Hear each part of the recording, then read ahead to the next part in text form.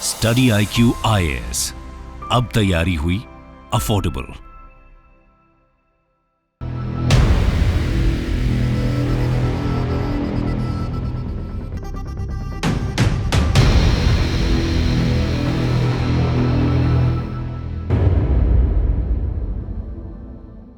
नमस्कार दोस्तों जैसा कि आप सब जानते हैं, कल निर्मला सीतारमण जी ने यूनियन बजट पेश किया 2025-26 के लिए, और इसका जो पूरा एनालिसिस है कल ही मैंने चैनल पर बना दिया था। लेकिन देखिए क्या है कि कल जब बजट पेश किया गया ना, सभी लोग का जो ध्यान है वो एक चीज पर चला गया, वो है आपका इनकम टैक्स स्लैब। तो यहां पर सरकार ने एक बड़ी राहत दी है, देयर इज नो डाउट, क्योंकि यहां पर पहले क्या था कि अगर आपकी इनकम 7 लाख तक है तब आपको कोई टैक्स पे नहीं करना पड़ता था। अब इसको डायरेक्टली बढ़ा दिया गया, जम कर दिया गया 12 लाख। मतलब सब लोग ये कह रहे हैं कि 12 लाख तक अगर आपकी इनकम है तो कोई आपको टैक्स पे नहीं करना पड़ेगा। चलो अच्छी बात है, लेकिन कई लोग इस बात से कंफ्यूज हो रहे हैं कि जब आपको 12 लाख तक कोई टैक्स पे ही नहीं करना है तो यहां पर आखिरकार ये स्लैब क्या है। जैसे कि 4 से 8 लाख के बीच में आपको 5% टैक्स देना है, 8 से 12 लाख के बीच में 10% टैक्स देना है। मतलब जब ऑलरेडी 12 लाख तक का पूरी छूट मिल गई है तो आखिरकार ये टैक्स स्लैब है क्या, आखिरकार इनकम टैक्स कैलकुलेट कैसे किया जाता है, वो सारी दुविधा, वो सारी चीजें मैं आपको इस वीडियो में बताने वाला हूं। बहुत सरल भाषा में आपको सब कुछ समझ में आ जाएगा, कोई भी डाउट नहीं बचेगा। चलिए आगे बढ़ते हैं, लेकिन उससे पहले आप सबको यह भी बता दूं, आप में से जो भी लोग यूपीएससी की प्रिपरेशन कर रहे हैं, कोई भी बैच चाहते हैं, जैसे हमारा फाउंडेशन बैच हो गया, इसके अंदर क्या होता है, जो प्रीलिम्स मेंस इंटरव्यू सब कुछ की कंप्लीट तैयारी कराई जाती है, आपके घर पर बुक्स भेजे जाते हैं। और सबसे खास बात, अगर आप ये बैच लेते हो और सिर्फ प्रीलिम्स भी क्रैक कर लेते हैं, पहला स्टेज ही, तो तुरंत आपका जो पूरा का पूरा फीस है वो रिफंड कर दिया जाता है। इसका लिंक कमेंट सेक्शन में दिया हुआ है, और यूज करना है आपको ये कोड अंकित लाइव, ताकि आप मैक्सिमम डिस्काउंट ले सकें। और इसके अलावा अगर आप एमसीक्यूज अटेम्प्ट करना चाहते हैं तो मेरे इंस्टा पेज पर जाइए, वहां पर स्टोरीज में जितने भी एमसीक्यूज हैं उसको भी आप अटेम्प्ट कर पाएंगे। तो चलिए शुरुआत करते हैं, और सबसे पहले ये देखते हैं कि एग्जैक्टली हो क्या रहा है। देखिए जैसा कि मैं आपको बता रहा था, कल फाइनेंस मिनिस्टर ने एक बड़ा अनाउंसमेंट ये कर दिया कि जितने भी लोगों की इनकम 12 लाख तक है, अब ध्यान रखिएगा ये एनुअली की बात कर रहे हैं। मैं देख रहा था कई लोग ये कह रहे थे, पूछ रहे थे सवाल, क्या ये मंथली है एनुअली? ऑब्वियस सी बात है, ये हम सालाना की बात करें। एक साल में अगर आपकी इनकम टोटल 12 लाख तक है तब तो आपको कोई भी टैक्स पे नहीं करना पड़ेगा, और वो कैलकुलेशन मैं आपको आगे बताऊंगा। क्योंकि देखिए यहां पर कई सारी चीजें हैं, जैसे रिबेट के बारे में आप सुन रहे होंगे, आप स्टैंडर्ड डिडक्शन के बारे में सुन रहे होंगे, डोंट वरी मैं आपको बताऊंगा। लेकिन यहां पर इंपॉर्टेंट चीज यह है कि सरकार का यह कहना है कि हम चाहते हैं कि यहां पर बहुत सारा जो डिस्पोजेबल इनकम है, जो पैसा है, वो लोगों के हाथों में बचे, और इससे लोग थोड़ा सा खर्चा करें, डिमांड करें, जिससे कंजम्पशन बढ़ेगा इकोनॉमी के अंदर। और जब कंजम्पशन बढ़ेगा तो यहां पर हमारी जीडीपी ग्रोथ रेट हो सकेगी। लेकिन पहला क्वेश्चन अब यह आता है कि what if you earn more than 12 lakh rupees. मतलब मैंने आपको बोल तो दिया कि 12 लाख तक कोई इनकम टैक्स नहीं है। मान लीजिए इन केस अगर किसी की इनकम 15 लाख है, तो कई लोग कंफ्यूज ये हो रहे हैं कि 12 लाख है तब तो चलो ठीक है, लेकिन 15 लाख है तो इसका मतलब क्या हुआ? ये जो डिफरेंस है 3 लाख रुपए का, क्या आपको सिर्फ इसी 3 लाख के ऊपर टैक्स पे करना है? नहीं, जैसे ही आपकी इनकम 12 लाख को क्रॉस करती है तब यहां पर पूरा खेल आ जाता है इस स्लैब का। ये जो स्लैब आप देख रहे हो ना, यहां पर 0 to 4 लाख 0 टैक्स लगेगा, 0 to 8 लाख पर 5% लगेगा। ये मैं आपको आगे कैलकुलेट करके बताऊंगा ये होता क्या है। तो यहां पर आपको समझना है कि इसका डिफरेंस नहीं देखा जाता है कि आपको सिर्फ 3 लाख पर टैक्स देना है। नहीं, जैसे ही आपकी इनकम टैक्स ये जो इनकम बढ़ेगी 12 लाख के ऊपर, तो सारा खेल इस स्लैब का आ जाएगा। लेकिन अब देखिए यहां पर कई लोगों के मन में एक और सवाल आ रहा होगा, क्योंकि कल से इसके बारे में भी चर्चा हो रही है। मैंने भी एक शॉर्ट रील बनाया था, यहां पर आपको बोला था कि अगर आपकी इनकम 12,75,000 तक है तो भी आपको कोई टैक्स पे नहीं करना। अब देखिए ये खेल क्या है, यहां पर सवाल आता है स्टैंडर्ड डिडक्शन का। मैं आपको समझाता हूं पहले स्टैंडर्ड डिडक्शन होता क्या है। जैसे कि मान लीजिए अगर आप कहीं पर नौकरी कर रहे हो, किसी शहर में, किसी भी जगह पर, तो नौकरी पेशा करता हुआ आदमी, आपको पता है वो क्या करेगा, किसी घर में रहेगा, या तो वो रेंट पर रहता है, या फिर मान लीजिए आपने कोई घर लोन पर लिया हुआ है तो उस पर आपको ईएमआई वगैरह चुकाना है, इंटरेस्ट चुकाना है, या फिर आप अपने घर से ऑफिस जाते हो तो ट्रैवल का खर्चा लगता है, राइट।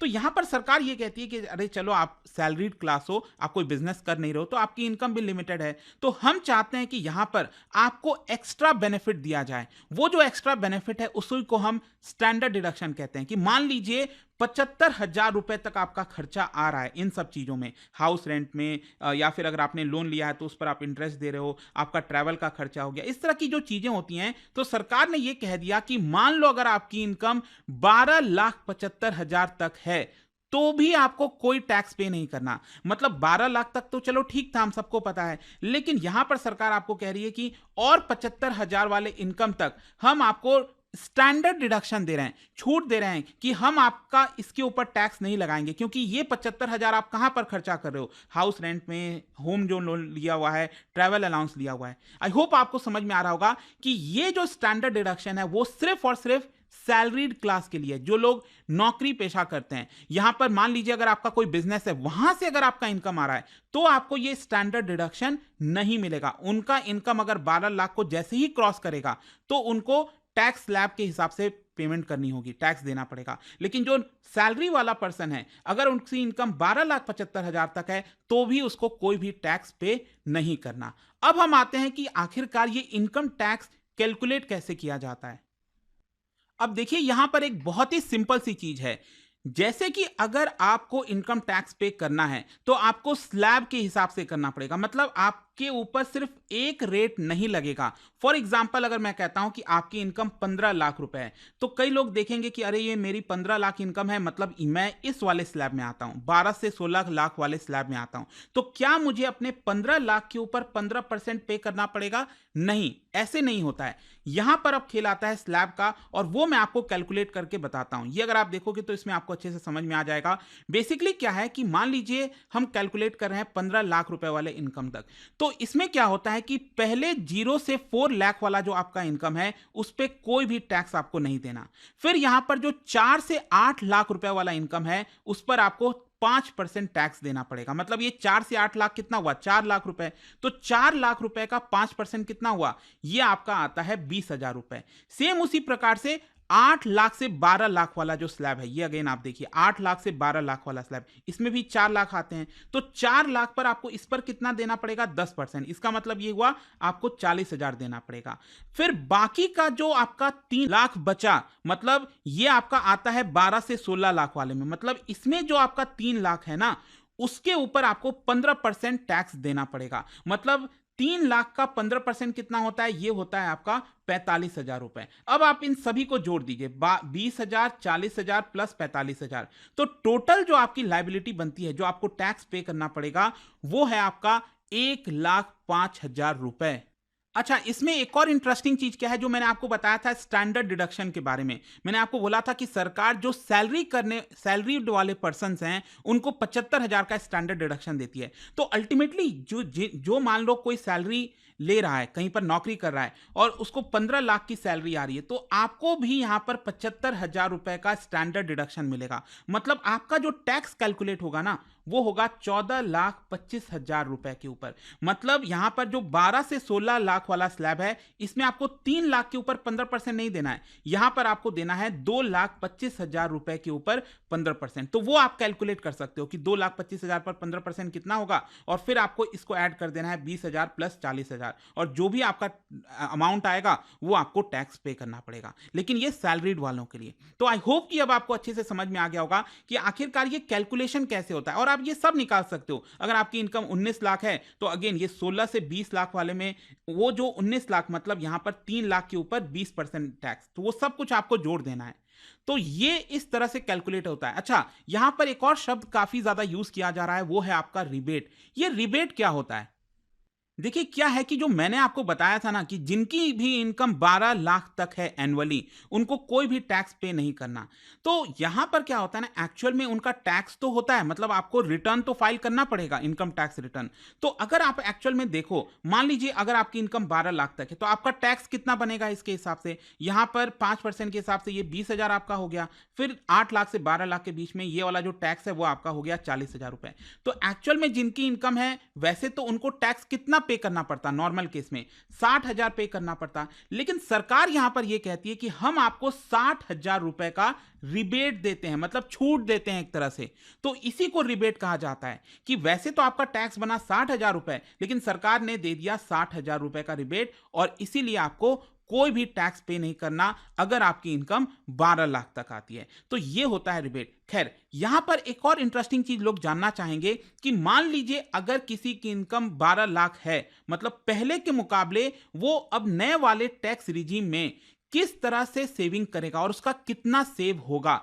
देखिए, इसके लिए आपको देखना पड़ेगा कि पहले वाला जो टैक्स स्लैब चल रहा था उसमें 12 लाख वाले पर्सन को कितना पे करना पड़ता था। तो इससे आप कैलकुलेट कर जाओगे कि निर्मला सीतारमण जी ने इस बजट में कितना रिलीफ दिया है एक 12 लाख रुपए अर्न करने वाले व्यक्ति को। तो यहां पर अगर आप देखोगे तो मान लो अगर मैं कैलकुलेट करता हूं पहले वाले टैक्स स्लैब के हिसाब से कि किसी की इनकम 12 लाख है, तो देखिए यहां पर क्या था, पहले 3 से 7 लाख के ऊपर 5% लगता था, मतलब 4 लाख वाले अमाउंट पर आपको 5%, तो इसका अमाउंट कितना हो गया 20,000 रुपए।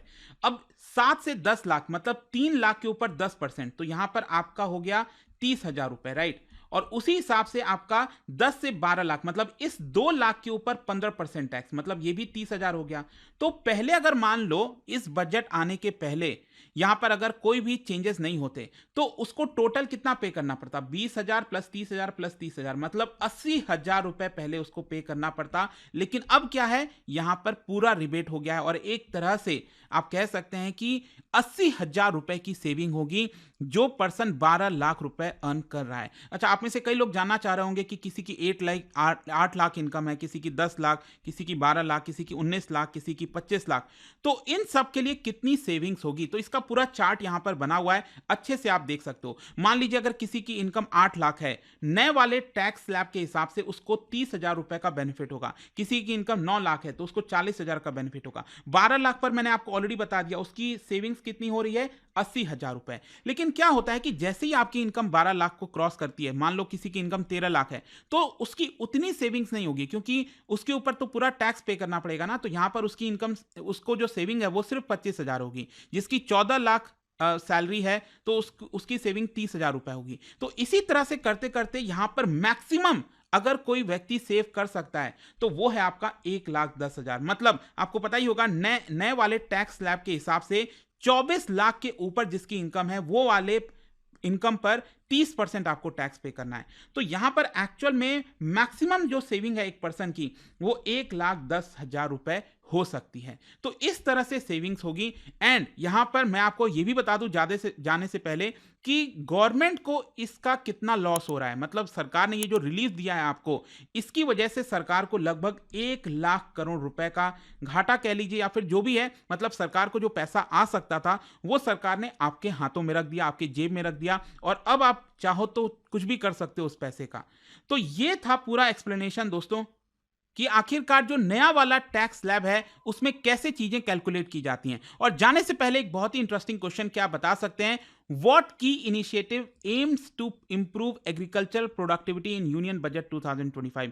कल जो बजट पेश किया गया है निर्मला सीतारमण जी के द्वारा, उसके अंदर एग्रीकल्चरल प्रोडक्टिविटी को इंप्रूव करने के लिए कौन सा कदम लिया गया, इन 4 ऑप्शन में से आपको बताना। और इसका जो राइट आंसर है आप सबको पता है, मेरे इंस्टाग्राम पर तो मिलेगा ही, वहां पर अगर आप नहीं हो कोई बात नहीं, टेलीग्राम से ले सकते हैं इसका सही उत्तर। मैं कई सारे जो एमसीक्यूज हैं वो यहाँ पर स्टोरीज में डालता रहता हूं। अगर आपको पीडीएफ है तो टेलीग्राम पर आइए, अलग अलग सोशल मीडिया पर भी आप जुड़ पाओगे। और जैसा मैंने आपको बताया, अगर आप यूपीएससी की तैयारी कर रहे हैं, कोई भी बैच चाहते हैं, you can just use this code Ankit live to get maximum discount. And I hope कि वीडियो आपको पसंद आया होगा। मिलता हूं आपसे next time, till then thank you very much, see you soon. Study IQ IAS, अब तैयारी हुई अफोर्डेबल।